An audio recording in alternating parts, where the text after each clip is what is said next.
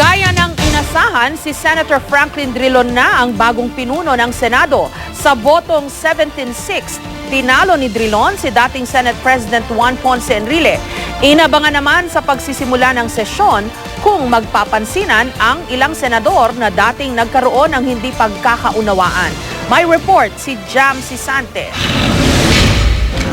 There are 17 votes in favor of Senator Franklin Drilon and 6 votes in favor of Senator Juan Ponce Enrile.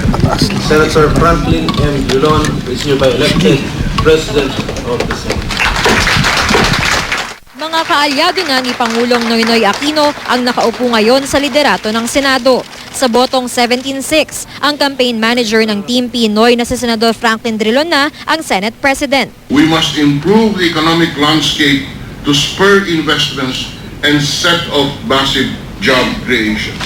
We must strengthen the manufacturing and agriculture sectors.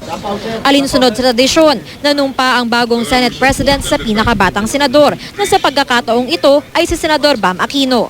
Ang mga bagitong senador pa ang nag-nominate kay Drilon at sa katunggalin nito sa posisyon at si dating Senate President Juan Ponce Enrile. Dahil natalo si Enrile sa botohan, automatic na siya na ang minority leader. Ang dati namang minority leader na si Senador Alan Peter Cayetano, majority leader na ngayon. Kasama si Cayetano sa Team Pinoy senatorial slate noong nakaraang eleksyon. Si Senador Ralph Recto naman ang miyembro din ng Liberal Party, binotong Senate President pro tempore. Magiging mapanuri daw ang minorya sa mga panukalang isusulong ng mga kaalyado ng administrasyon.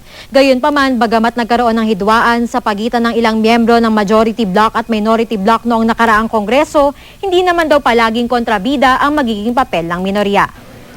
Sa sesyon nga, kitang nagpansinan naman ang mga nagkainitan ilang buwan lang ang nakakaraan tulad ni Enrile at ng mga Cayetano. We will not be a destructive minority.